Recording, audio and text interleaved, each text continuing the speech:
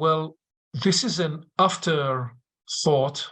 I'm here with Karen and Kyriaki. We just completed the recording of the 4th chapter of the Universalis research. And we were debriefing after the call, and so we're dropping this to the beginning to say the following. What you're about to watch in this 4th chapter of our expedition to bring to life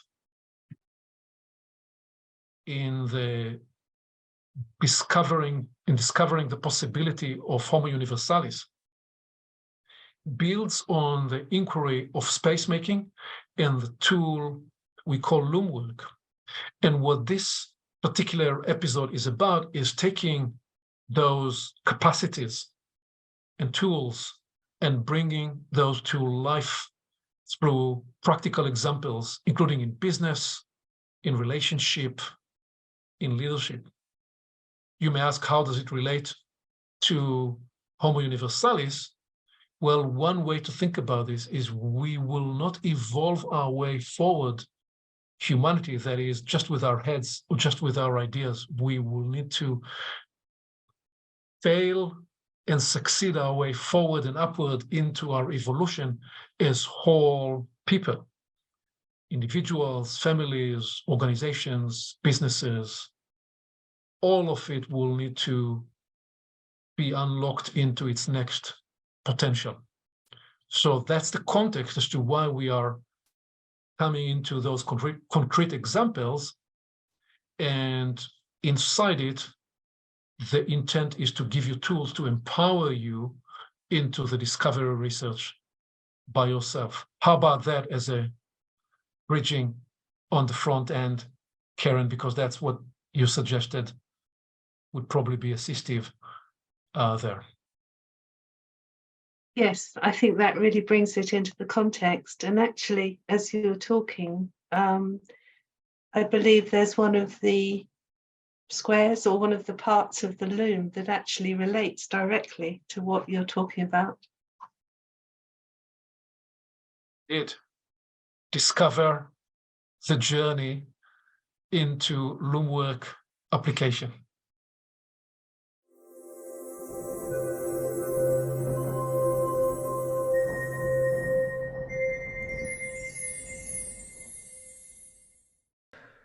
Welcome to Portals of Perception and to the Universalis Research Project number 4. I'm here with Karen Heney and Kyriaki Nikandrou.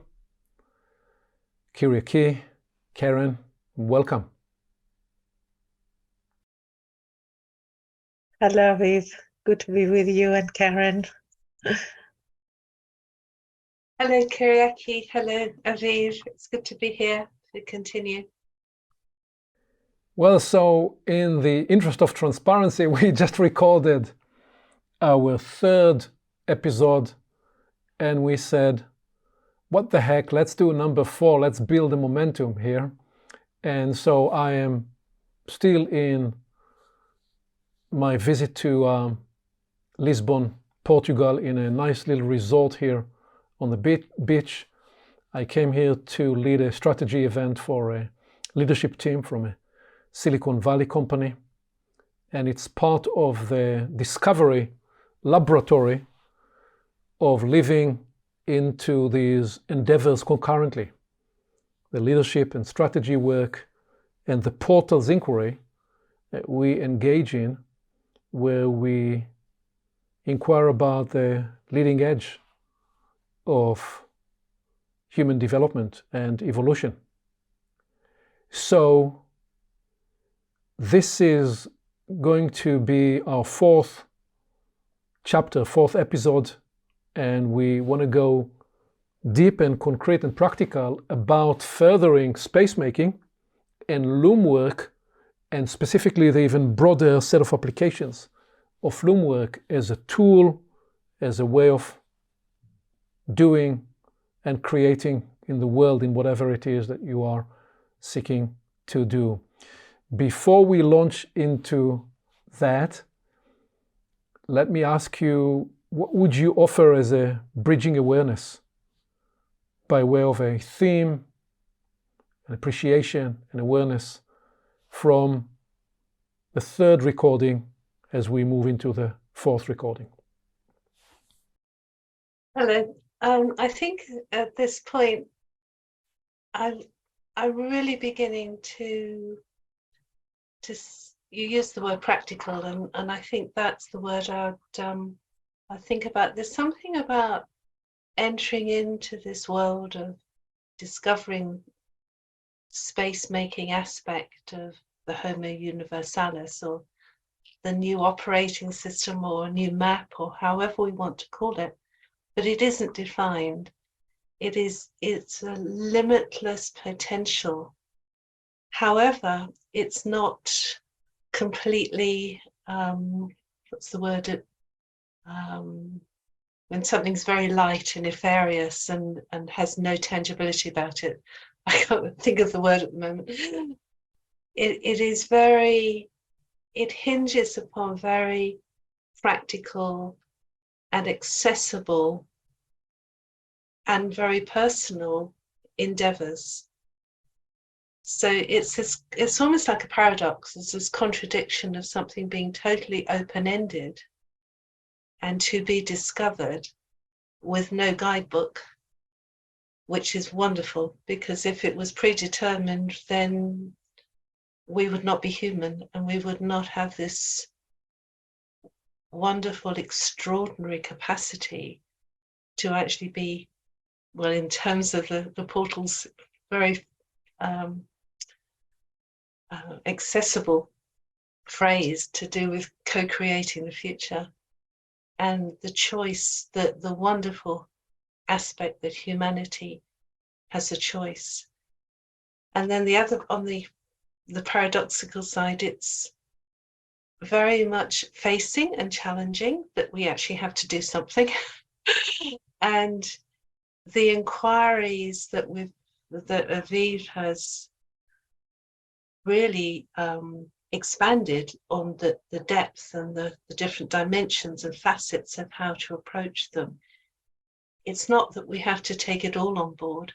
We have to find it in our own lives, our own inroads into what will work for us, what order of inquiries, but at the same time knowing that they turn on the lights, they bring things to life, and they enliven humanity and make these tethered pathways that we're making together. So as I'm speaking, it's beginning to be evoked in me, actually, this the sort of magical pathways almost, without being too new age in terms of that, but it's to do, and how wonderful to be human and have this job to do.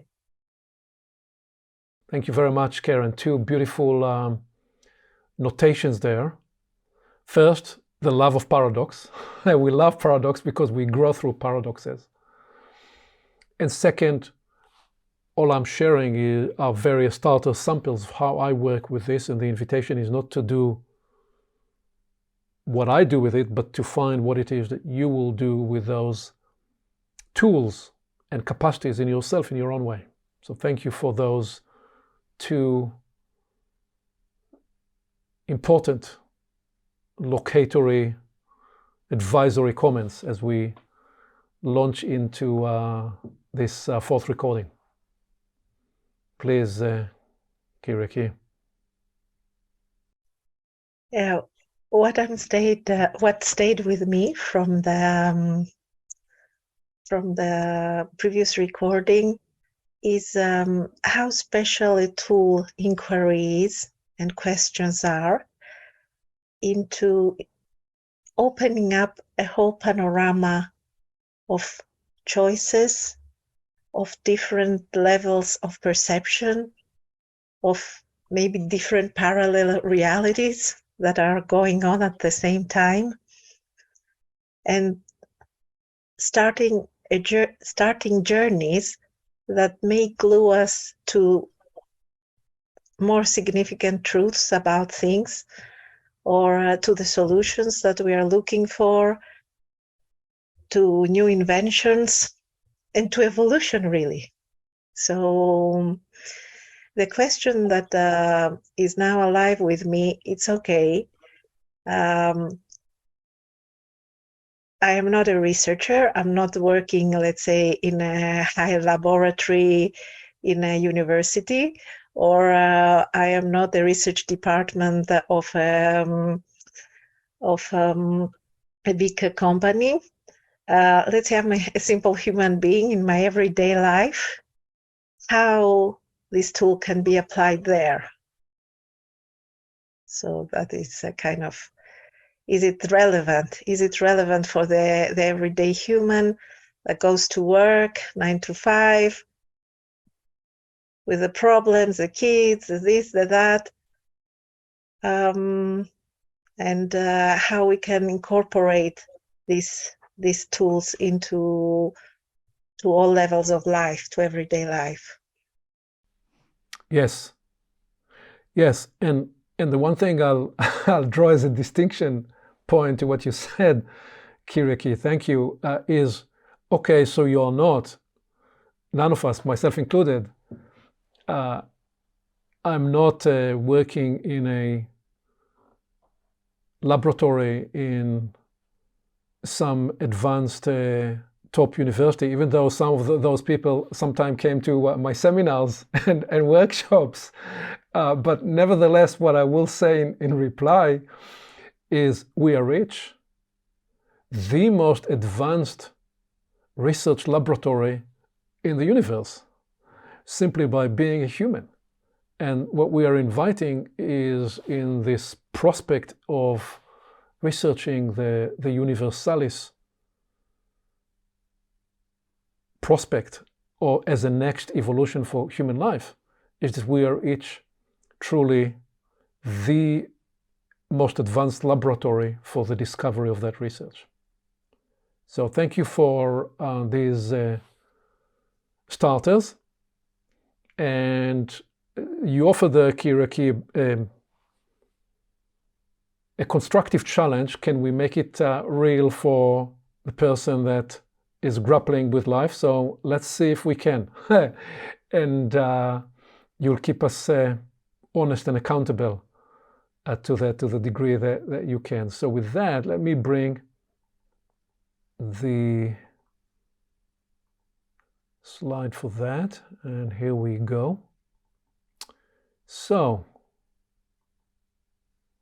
indeed, the Universalis research project number 4, space making and loom work application. And to get us located, this is where we are. We explored space making, which brought us into loom work as a tool, and we went deep on the third recording into inquiry, the art of inquiry, inquiry framing, and we left listening priests as something to come back to. These are again some of the samplers of the 1,000 faces of Homo Universalis. And what we said we want to do today in this episode 4 is to go deeper into the application of loom work, with which to concretize that those inquiry lines we're developing, they have many, many applications in life. Okay, so let us begin to unfold a story. And I go first to the need to create a loom about loom work applications. Use the tool to instantiate itself. Use loom work to concretize loom work. And I thought, where would I begin? And it suggested itself to begin with listening. And not to fully answer the idea of listening priests, but to seed it nevertheless. And I want to show you a loom of listening that I've been using for 20 years when I teach leadership teams, and it's very simply that I've introduced all these years. When I'm working with a leadership team, I would step in and I would say, look, to enter the deeper potential of you as a team and to unlock with appreciative inquiry the deeper potential of your business, we would need to step into level 3 and level 4 listening. And I frame level 1 as just simply hearing the words, sometimes even by multitasking, which is not really listening. You're hearing until you hear your name, and then you know that you need to engage. To level 2 listening, which is deciphering and judging meaning, which I describe as what the judge in court will, when you're trying to lead the witness, you'll only ask questions that you know the answer to. So that's when you are using as an attorney, as somebody that leads the other person to the direction of what you need. You'll be listening through that deciphering cerebral level 2 listening. And real listening truly begins at level 3, where we begin to feel energy, begin to feel emotions, begin to feel the person. And level 4 listening is listening with empathy. Sometimes we call it listening with presence. It's whole person listening. It's when you drop all the agendas and you listen deeply. Now, I just introduced a loom of listening levels that I've been teaching for 20 years to many thousands of managers and leaders all around the world to help them decode the quality of listening that they apply and operate with in different situations. I'm not suggesting you always need to be in level 4 listening, or that you can, in a busy business day, always be at level 4. I do tell them that if they are able to step into level 4 listening for 5 or 10 minutes during the day with one of their people, they will completely transform the nature of the workday, their experience and the other person's experience. Because when we step into level 4 listening, there is something profound that occurs. We begin to replenish and regenerate energy because we open new space. That relates to space opening. We tap into the vein of life, because at that point we no longer are listening to each other as components inside a machine. We are embracing the fuller humanity of the other person. And we, by creating space for that and appreciating the fuller person that the other person is, we open the space for an energetic uplift. Now, you have, in other situations, seen me describe level 5 and level 6 listening. That is not something I bring to corporate teams because it's more compound, and I describe level 5 listening as being in level 4 and also concurrently mapping in the interior space thematically the architecture of the conversation. And level 6 listening is listening to those 2 dimensions inside yourself. And another time I will come back to this when we do a deeper dive on listening priests. I don't want to do it quite now at this point, because the purpose here is to demonstrate different applications in different aspects of what we do in the world. And the 4 levels of listening, I believe Kyriaki is concrete in the workplace, in parenting, in relationship, even with the person you love, you can't always be in level 4 because sometimes life is busy and you rush. But if we are to cultivate regenerative relationship, the hallmark of it is that we find moments where we step together into level 4 listening, and sometimes that we do so when it's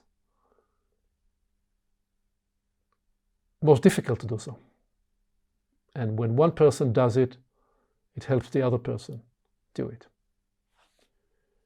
So that's listening. Let me bring the next application, and then I'll ask you to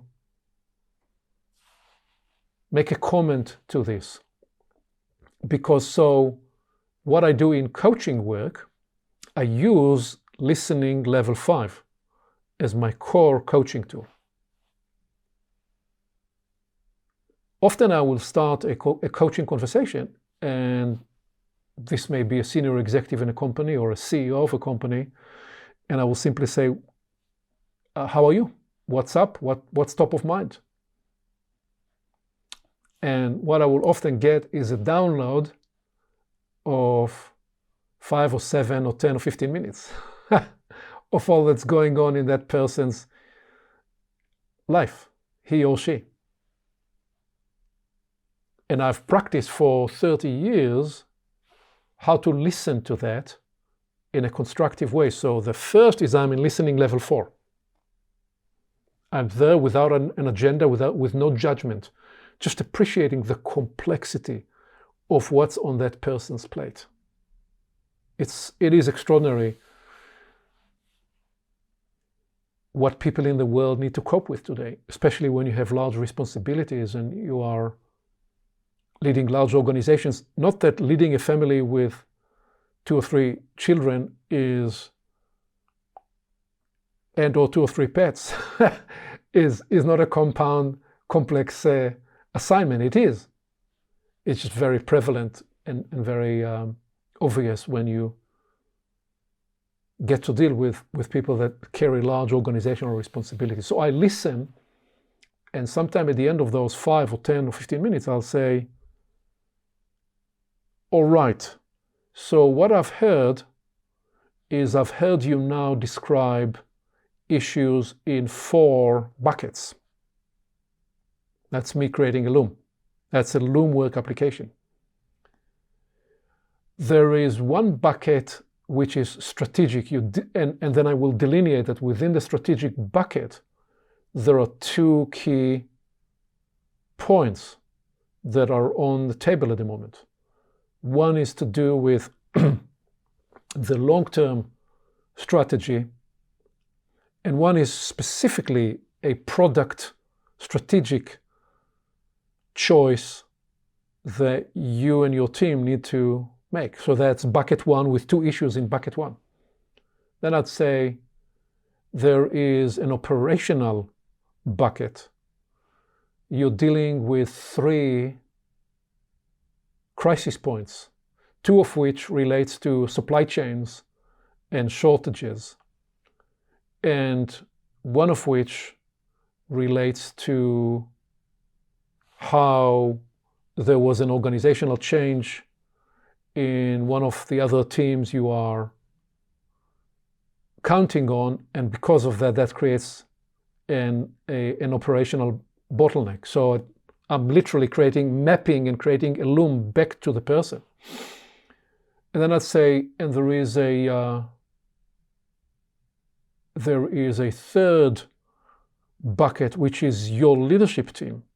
And there are 2 primary issues on your table today relating to 2 people on your leadership team, and the stress and the difficulties and the struggles that they represent. One of which is on a progressive, positive, regenerative trajectory. Another one of which is a challenging dilemma you have, and you're needing to make up your mind whether you're going to make an organizational change or not. And then I say, and there is a 4th bucket, which is your own life, your own energy, your own set of pressures, and how do you manage your stresses and your psychological space with all that's on your plate with your family and so on. And I'll mention 2 or 3 things that were mentioned there. So I listened to a person 12, 15 minutes, sometimes 5 minutes, and I gave them back a clarifying loom of their life. I could end the coaching conversation there, and they received profound, often they tell me they received profound value because they got themselves, instead of inside a chaos of confusion and pressure, in a clarifying way. I then often proceed to say, so do the Richter scale energy test. Which bucket should we spend the time we have, and where should we begin? Should we begin with the strategic, with the operational, with the leadership team, or with the personal? And I'd ask them for the guidance. And sometimes I know by the energy and the passion that they expressed where we need to go. So that's a way of me applying Loom listening level 5 as a coaching modality to help accelerate the conversation. Now, just to make it a little more fun and more concrete, of course, this is a capacity that I've been practicing for decades. Let me show you a coaching tool, a coaching loom that I've developed to help teach leaders how to coach their people. Because one of my core premises in working with leaders is that every leader, you need to have as one of your tool sets coaching modality. In other words, you want to be able to enable your people to be scriptural for a moment, to catch fish rather than to catch their fish for them on their behalf. In other words, you want to not just be supervisor and solve their problem. Most of the people that I coach are leaders of leaders of leaders of leaders. So they have 3 or 4 steps down. So it's more about what capacities do we unlock in the people around us such that they are more effective with the people under them, such that we propagate these capabilities in the broader organization. That's where we can unlock scaling results.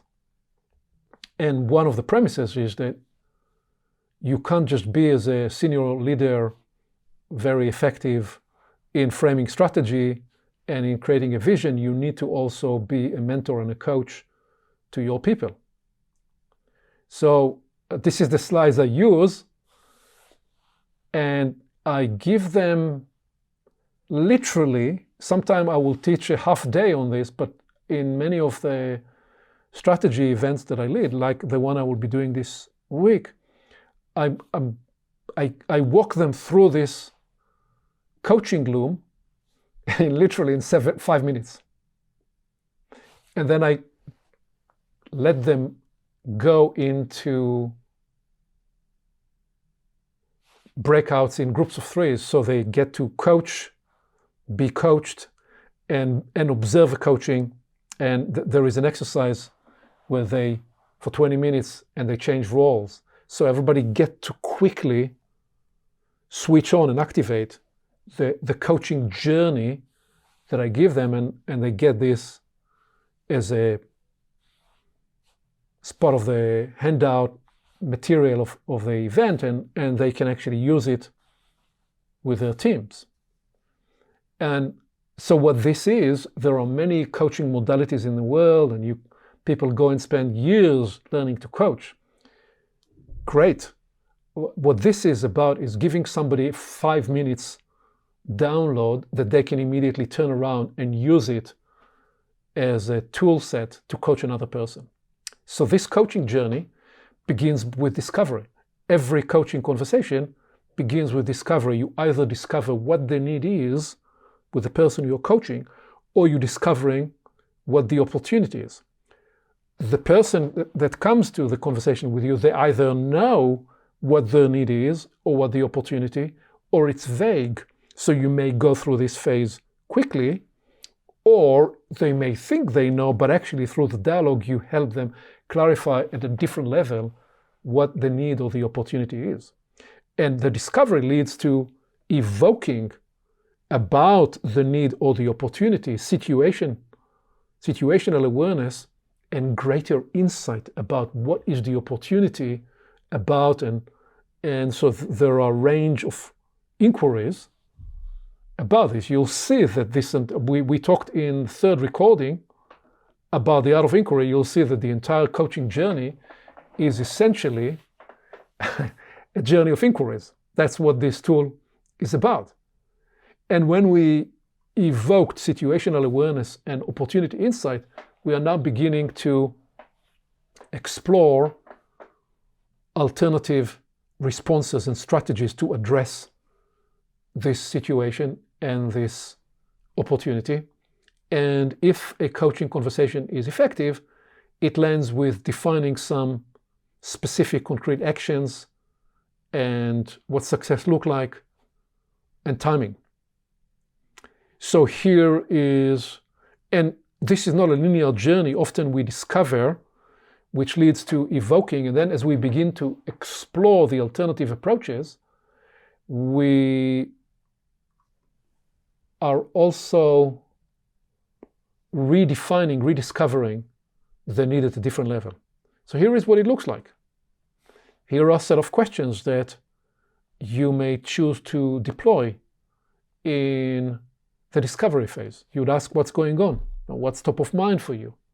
How about if you download the opportunities, needs you're looking at? Or what's energizing for you to focus on right now? And why is this issue and opportunity important? So, or any other conversation starter to discover the need or the opportunity. And as you get some of that information, you begin to go deeper into the idea of, so what do you believe created this challenge or is creating this opening? Why address or resolve this now? This is always an important question in leadership and business, because there are always 20 or 30 or 40 opportunities and needs. So there is always evaluation of why do this now? Why prioritize this right now? What's the cost of doing it? What's the cost of not doing it? What's the value in creating and harnessing that opportunity now? That's part of the inquiry. And what will addressing this issue enables you to do, and I often, as I shared earlier, when we populated, say, 7 or 8 or 10 issues, I'd look to do the 1 to 10 importance evaluation, so I know that I can proceed with the 8s and the 9th rather than pick up the 2s or the 3s. And to create the outcome you desire, what else must you address? So always opening, because people in business, one of the traps is they rush to the obvious, but often to address the opportunity, you need to address other adjacent related dynamics and opportunities. So now we are evoking insight and greater situational awareness. And that leads us into, how have you approached this opportunity or challenge in the past? What have you tried to do to address this challenge before? Who or what will help you? Notice that so much of the strategy of coaching is empowering and unlocking in the other person, because I'm dealing with highly competent people. Quote unquote, they don't need me to solve their problems. They need me to help themselves solve their opportunities and needs.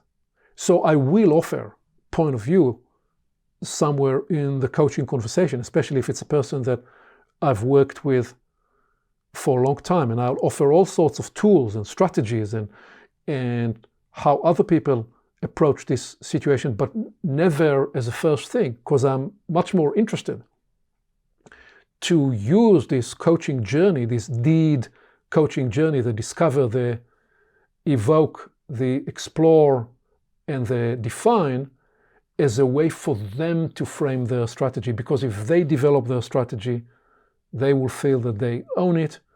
I don't want to end the coaching conversation them thinking, I'm brilliant. I want to end the coaching conversation them thinking, they're brilliant. Because the end of an effective coaching conversation has this empowering, unlocking, sure, I can do this. I can embrace all of that challenge and create fantastic outcomes and results. So I ask, what strategies, what responses do you imagine? And the two most powerful words in the English dictionary are what else? Because people often offer you the first, second, third. You go quiet for a moment. You let them drop deeper inside their inquiry, and you ask, what else? And then I ask, well, what will success look like? What will a perfect solution and outcome look like? If you knew you couldn't fail, what would you start doing today? What other actions, directions will you take, and when? What can you begin doing immediately, right now? So that's a coaching journey tool set to unlock for leaders their coaching capacity, and a demonstration of how I'm using Loom work to put a toolkit in the hands of leaders to be more effective in the way they mentor and coach the leaders working for them, so they are better, more effective leaders.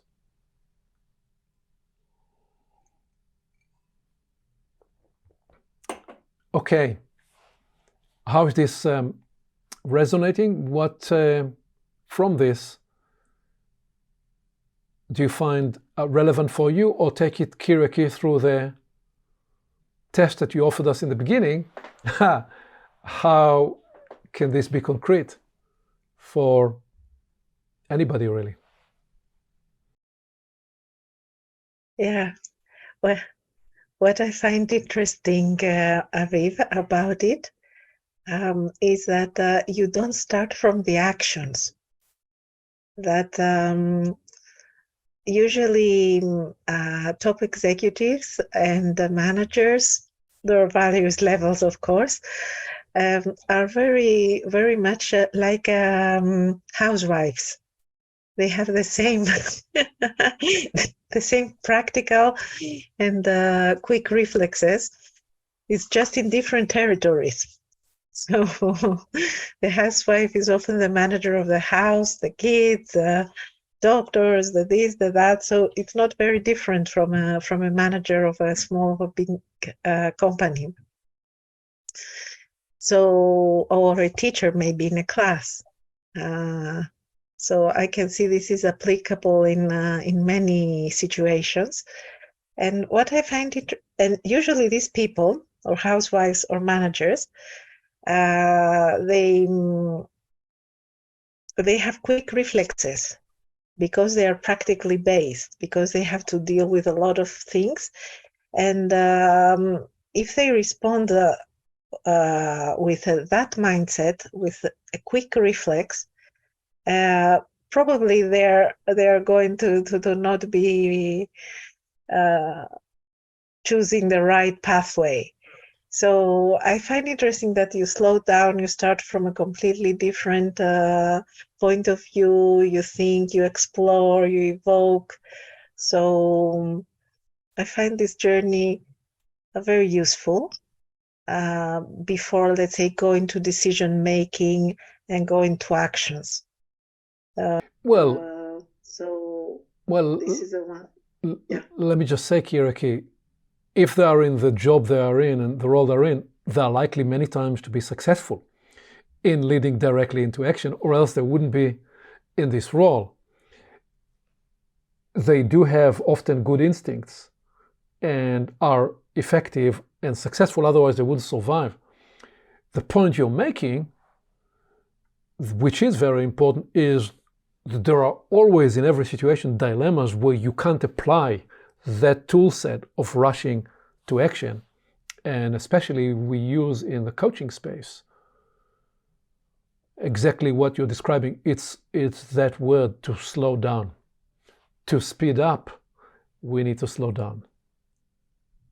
And we slow down by framing inquiry that pull us back from rushing to action to evoking new awareness and insight. Yeah. I think you were going to lead to something else, please. Yes.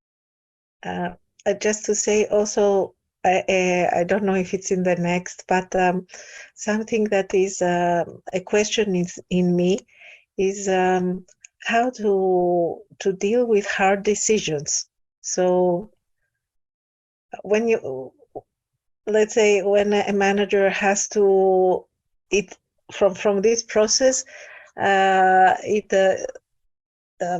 has, let's say, to fire people, or you need to stop a relationship, or you need to, these hard decisions, how do you address them? How do you deal with them? How do you communicate them? And this is something that I'm wondering. I didn't build a Loom for that, but we can surely do that at another time. And it is actually an important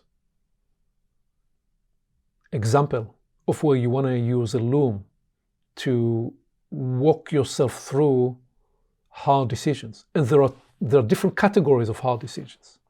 There are hard decisions that you need to make quickly, and there are hard decisions that you have the time to work through. Hard decisions that you need to quickly walk through, you needed to pre-program yourself in advance with set of questions and program behaviors that you can implement at a moment of crisis. Like if your engine fails on the aircraft, you need to eject. You don't have time to run a deliberative process. So there are certain practices that you implemented in advance. When you have time to work through difficult questions, then you can use a Loom process. So let's just mark this as something we may choose to come back to another time. Thank you.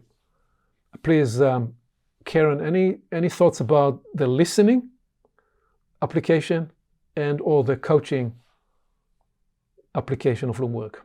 Yes, I've one for each. The listening, the word that popped into my mind was the word buffer. And it's as if there are many dimensions to the process, but I could see that it introduced like a third vector. And the word buffer has a softness about it. It's so it facilitates. So that was the first sense to do with the listening. And then to do with the coaching, it brought me back to what the counsel or the coaching you were sharing with myself in recording number 3, which was in response to the Loom that I put forward, where I had the issues and then I went straight to the possible solutions. Whereas what you were, and we are really talking about the technology of a Loom here as the fundamental arising of this work. And I could see how what you were bringing in was the empowering and bringing it directly to the person or the group of people. So again, it's a buffer. It's a middle ground between the issue or the opportunity and where they're going to go, but it's really bringing forward each individual's life into the equation very powerfully. Thank you for both these observations. Let me stay with the first one to ask you, just to make sure that I understand how you mean the third vector dimension as a listening. Do you mean that when one person creates an ecology of deep listening, listening with presence, and listening in a way that illuminates the complex dynamics of another person's life, that by creating that ecology, it enables and frees up the person to see themselves from outside of themselves.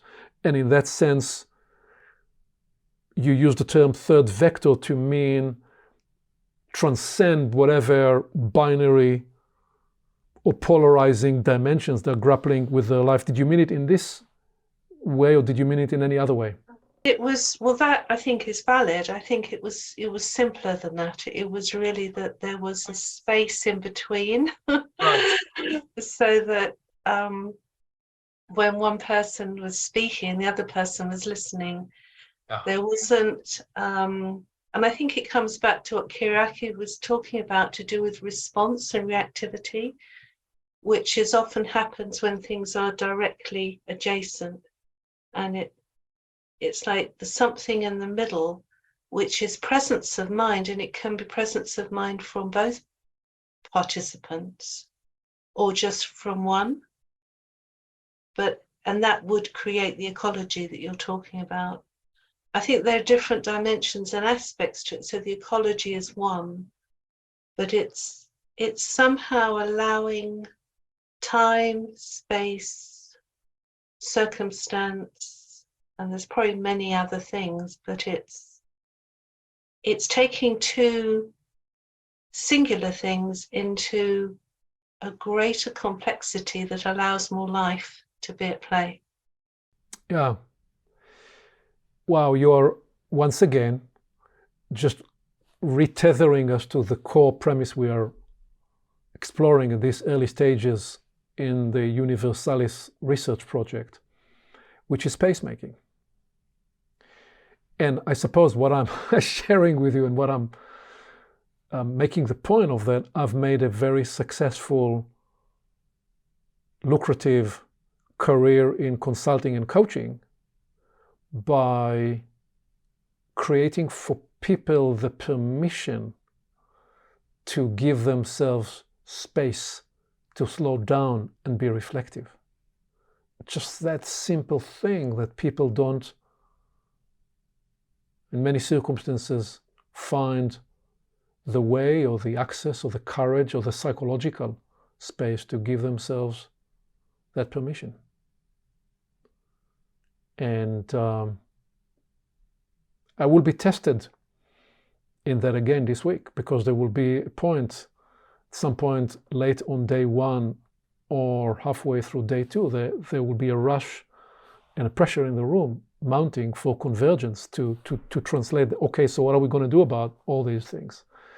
And part of my presence in the room is holding us accountable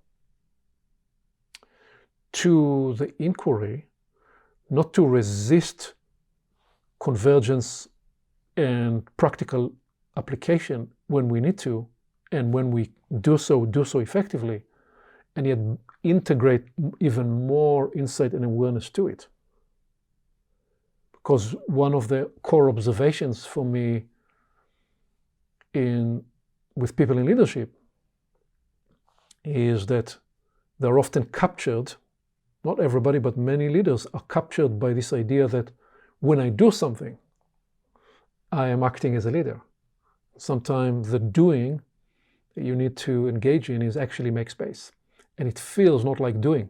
It feels like you're actually enabling others to step into their opportunity.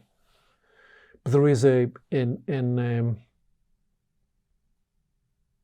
obsession in business. It's as though once you are a leader or an organization, people will often interpret that role as, I need to be busy all the time to drive action.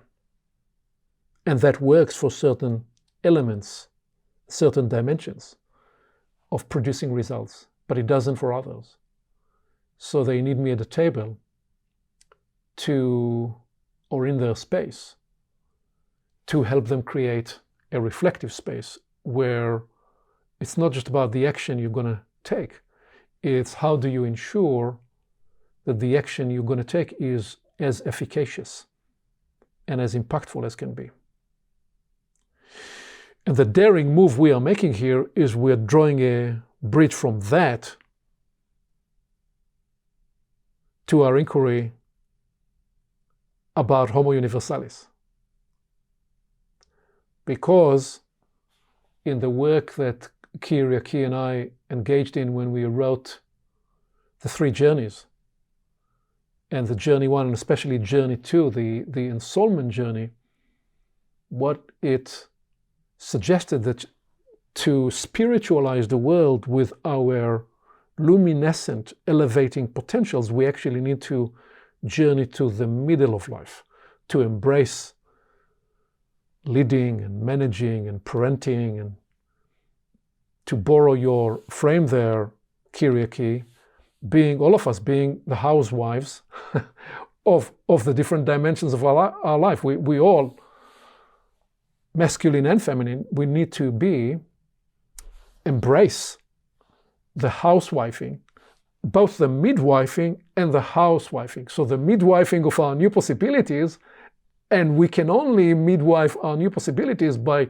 housewifing the everything of running a life. And that's partly the case we're making in this research. So let me bring just a couple of more applications to enrich us even more. So this is where we were. We looked so far at listening and coaching. And we'll do 2 more, I think. This next one is the consulting space and the work I've developed in create new futures modality. And what I've done there is based on Loom work technology as well.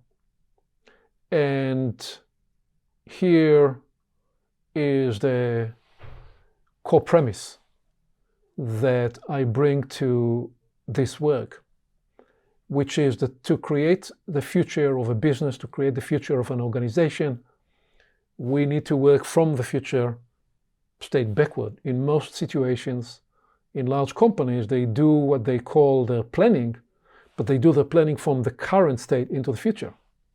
And it's more than anything a financial bottom-up exercise. And it works for certain activities, but it doesn't work for truly envisioning and unlocking the greater potential of their business if they want to be innovative and unlock non-linear future possibilities. So I described that these are 2 processes that you actually need to engage in concurrently, from the future backward and from the current into the future, current state into the future, and that the place to actually begin is from the future and work backward. And that when you do so, what you recognize is that these are 2 different adjacent processes. Creating a vision and building a strategy is something we do from the future backward. Planning, implementing, and executing is something you do from the current state. Now, this is something that a person can embrace. A framework, a Loom work that a person can embrace to their personal life, to their family life, because there too you can ask, where are we today? And then you can engage in an inquiry of where do we want to be 3 years from now, 5 years from now, 10 years from now. And I then paint the 3 horizons framework, which is a loom of inquiries about Horizon 3, Horizon 2, and Horizon 1. In business, I often tell people that mostly they are locked in Horizon 0, which is what's happening right this moment, the crisis of the moment. But that Horizon 1 is the near term. Horizon 3 is the future we imagine, whatever the case is. It may be 3 years or 5 years or 10 years, depends on the context. In some businesses, you may need to imagine 10 years into the future because the category, whether it's in biogenetics space or whether it's in aviation, you'd be leading years into the future. In many businesses, Horizon 3 is a lot closer now. Horizon 2 is the important space because it's the bridge between Horizon 1 to Horizon 3. And I often tell here a story that describes how in the early days of the computing revolution, the Xerox company developed the prototypes of the user interface and the mouse and some of the other technologies that both Bill Gates and Steve Jobs got inspired by and developed Microsoft and Apple. And why was it that Microsoft and Apple were two very successful companies? Because the Xerox company had a research team that was totally based in Horizon 3 and had a management team that was totally based in Horizon 1. So when the research team showed their prototypes to the management team said, well, we are the document company. What can we do with these things? In other words, there was one side of the conversation in Horizon 3 and another side of the conversation. In Horizon 1, what was missing was, Karen, I know you're going to love this, what was missing was the bridge. The bridge, this relates to your work into bridges, the significance of bridges. So much of strategy work and succeeding in business is the successive bridges we build in Horizon 2 to enable that future. And I then show them that the inquiries we frame in Horizon 3 are explorative and aspirational, and we look to create multiple alternative scenarios. And in Horizon 2, we frame adaptive inquiries about what will differentiate, and we develop inquiries about the kind of pilots and initiatives that will unlock these possibilities. And then when we get to Horizon 1, we need to be prescriptive and ask the how questions. How will we get this done, and how will we get this done effectively and quickly?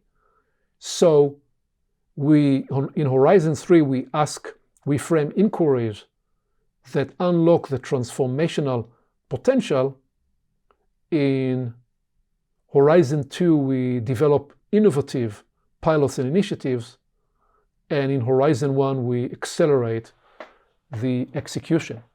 So these are some of the powerful ways that I've essentially brought to senior executives in over the last 2 decades in some of the companies I've worked with, and why they said in their words time and again, what you are sharing with us is a whole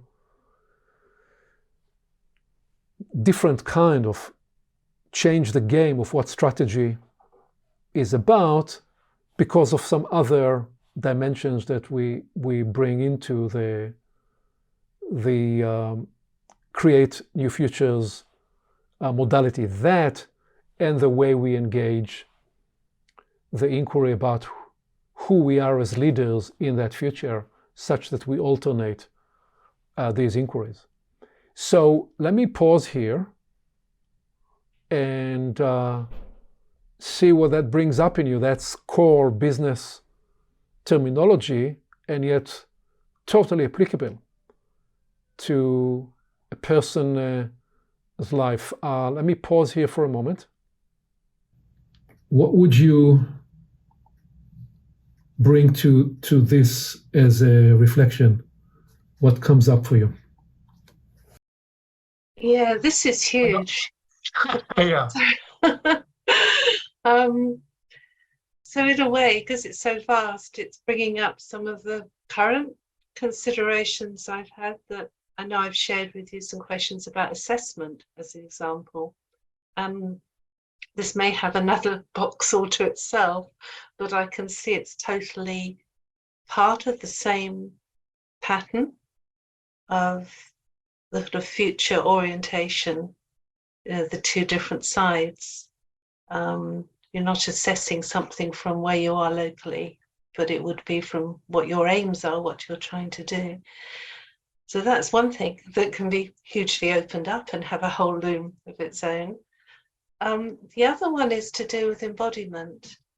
And again, that's something that has to span the two. I've been thinking about it as something you want to build into your life or connect to or have. I'm trying to think of it in business terms, but I can't really, but it's, it speaks for itself, the word embodiment. And again, it's part of, another framework that has kind of launched itself into this conversation is something you've talked about again before, and probably on another recording, is cause, process, and result. And I think the interplay of those three is very much a part of what you're saying as well, because it's why you're doing what you're doing, what effort you're going to put into it, and what results you want. And it's not that those three are isolated and they have to be looked at separately and together from the different perspectives and then woven together. And then that brings me back to embodiment, because you don't just embody in the middle, or you don't just embody from doing something repetitively or from having a vision. So it's this interplay of the three and having the different perspectives at different times. That's excellent, Karen. Thank Really. you. And, yeah. The beauty of this is you both have significant experience. Karen, you're running your own business, and Kyriaki has a vast leadership experience earlier on in her journey. So you can look at this both through your lens in the research we are engaged in, but also through the lens of your professional experiences. Yeah. And my career as a housewife was after many years of career as a manager, and it was more difficult.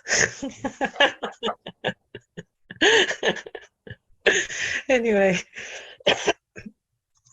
I also want to say that it's a very effective coaching, this whole coaching. And what I see from it, and especially thinking of the future and thinking that maybe the future is the renewal, is the new perception that we invite in the now. It's a new idea, it's a new potential, and that anything really to survive, whether it's a relationship, it's a business, it needs to shed its old skin. Often, if we find something successful, we just cling into it and we want to keep it forever, whilst we need to allow it to shed its skin and see what is the new that wants to happen, what is the unexplored, the potential, the need. And I think if everyone was into this process, maybe our world would be better and our relationships would be better. And I'm not saying just to throw away all the old stuff, but that there is a natural process of growth and a natural process of elevation and refinement. So I want to run by you one more application. I mean, this is what this is about. This episode is about concretizing. And so here is one more. Okay, this is where we were. I want to bring just one more, which is perspective expanding. How do we use Loom work? Perspective expanding. And this is an example that arose when I was invited to run a workshop with a top talent group in a technology company in Silicon Valley. And it was an opportunity for them to ask me questions. And one of the bright, up-and-coming young manager, she asked me, she described a conundrum. And she was courageous enough to ask me about a situation in which she presented the challenge as, I am a woman in, I mean, there are many very successful women in business and in technology business, but she said, we still don't have truly a level playing field. And she was describing a situation where she had a man who was her boss, and that the challenge she was running into when she would present assertive point of views, and how she felt that she was judged and criticized, and that she couldn't, the essence of the question that she asked me was, she said, I want to be effective, but I don't want, on the other hand, to not be true to who I am and not be 100% inside my integrity. And I thought in the moment, what would be a way to address that need? It's an important need. It's a need that many people in business face. And I said to myself, this is one of those classic situations where you don't offer a solution. What you offer is a loom to expand perspectives. And this evoked for me the 5 dimensions of integrity framework. And I said, look, in certain situations, integrity is simply speaking to what you see, what you feel, what you observe. That is the meaning of integrity. And so if you are defining integrity totally in that one dimension, anything that's other than that will feel to you like you're compromising your integrity. If at the same time you are prepared to embrace integrity too, which is now, it's not about just being true to what you feel, it's about recognizing that when you act in a way that matches and is congruent to your words, then that's a different kind of integrity. And integrity 1 and integrity 2 is how generally people treat in the world and in world of business the prospect of integrity. Do you tell us the truth? And do you act on what you say? That's like definition 1 and 2 of integrity sums up how people treat integrity in business. And then I said, look, there is dimension 3. There is a difference, an important leap from integrity 2 to integrity 3. Because integrity 3 is not how your actions match your words. It's about the actions that match the potential you have to contribute. Perhaps what's called for is produce 3 alternatives. But what if you recognize that there are 5 possible ways to approach that, and you create prototype 4 and prototype 5? That is acting more congruently to your unique potential. It's a different kind of integrity. Nobody expects that from you.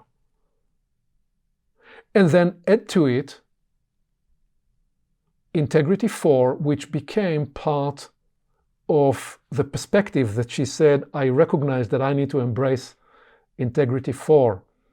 What is the best way to match the needs of that situation.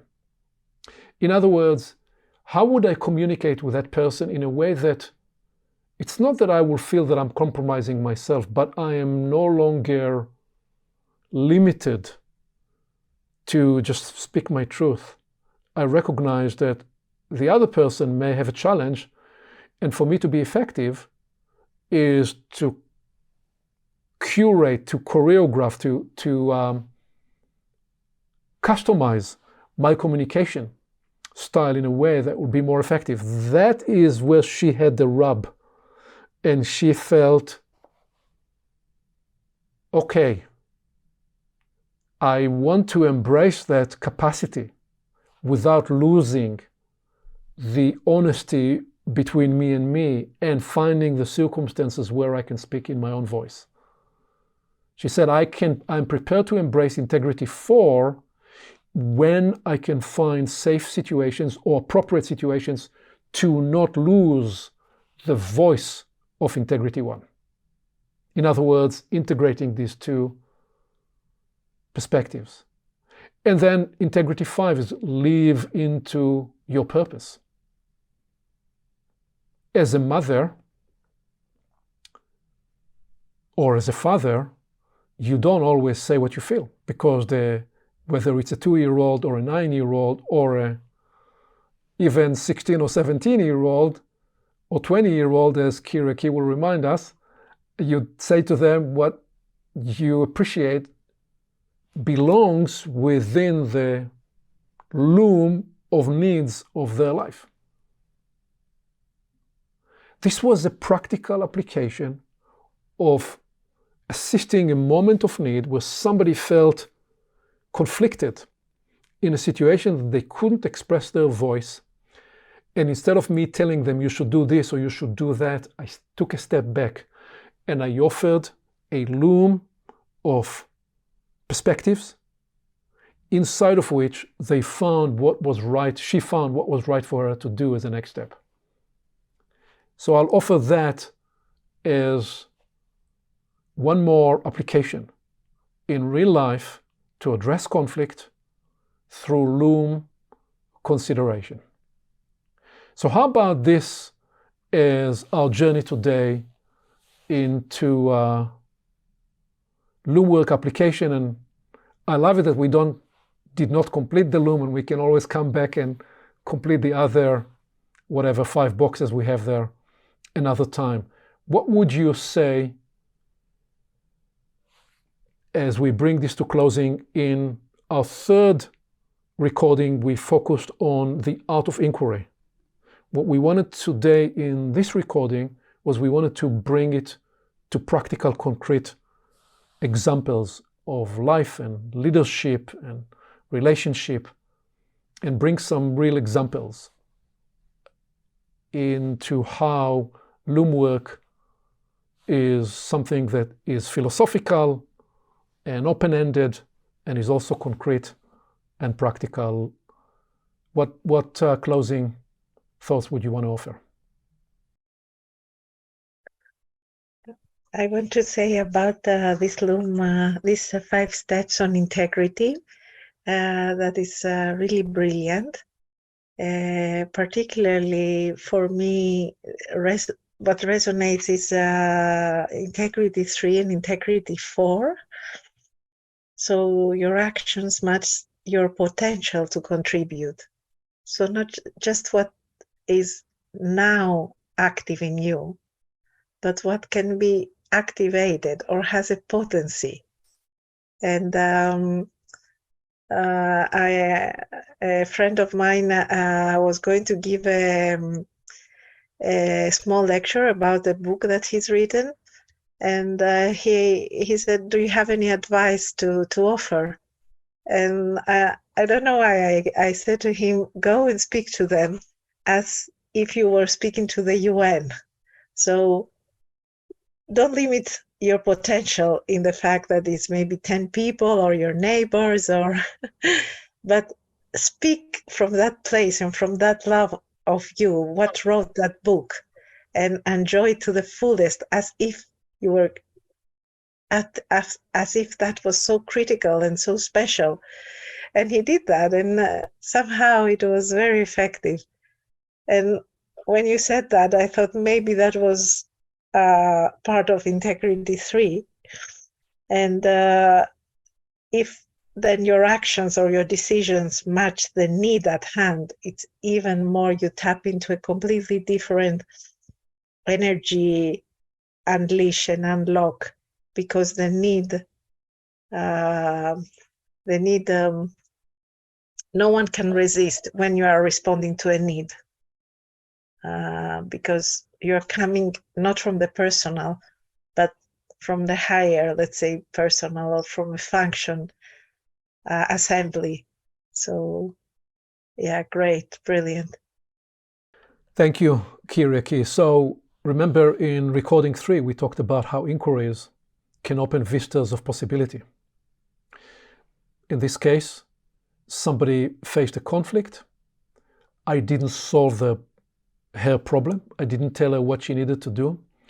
I recognized that the best help I could offer in that situation was to give her a way to expand her perspective, for her to find the internal resources to liberate different possibilities. It's the idea of creating options. I enabled her to see more options rather than be locked in the polarization of that moment in time. Please, Karen.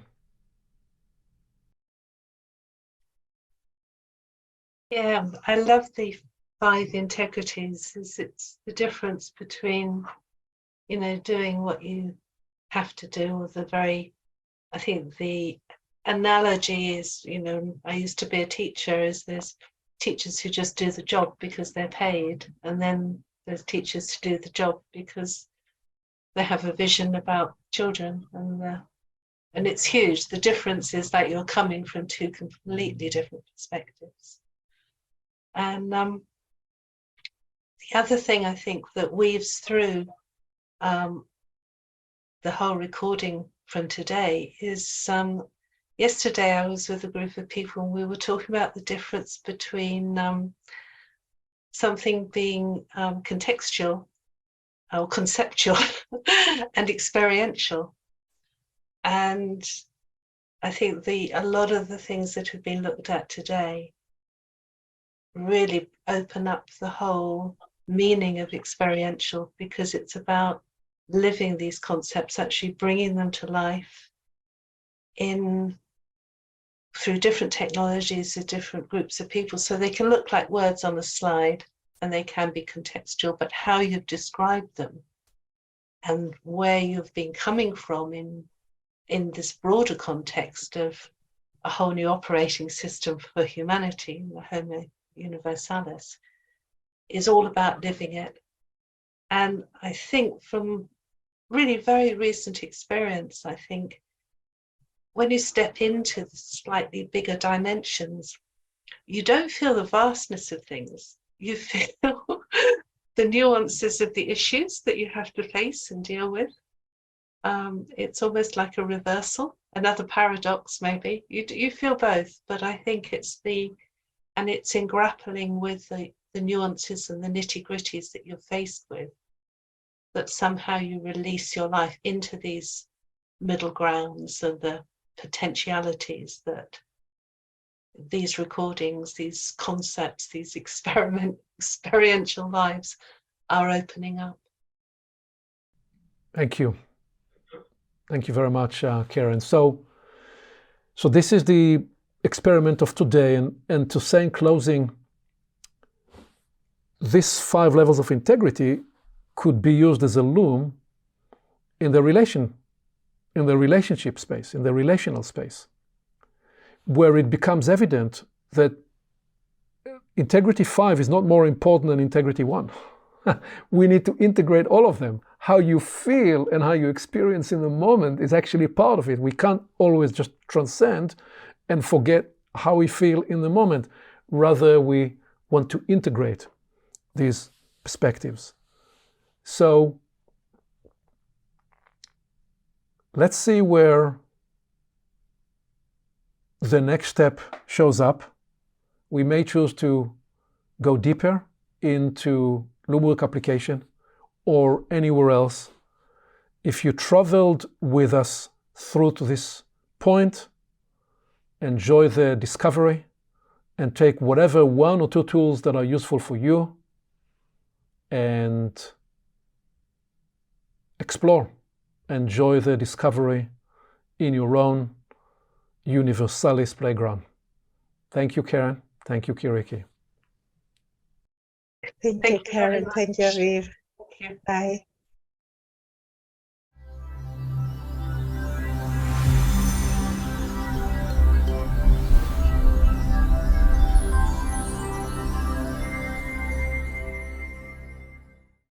Along with our website at portalsofperception.org, Portals is also available on YouTube and on all podcast platforms, as well as social media. You can become an active member and join the conversation in community events. And you can help us get the word out by liking this content and by sharing it with your friends.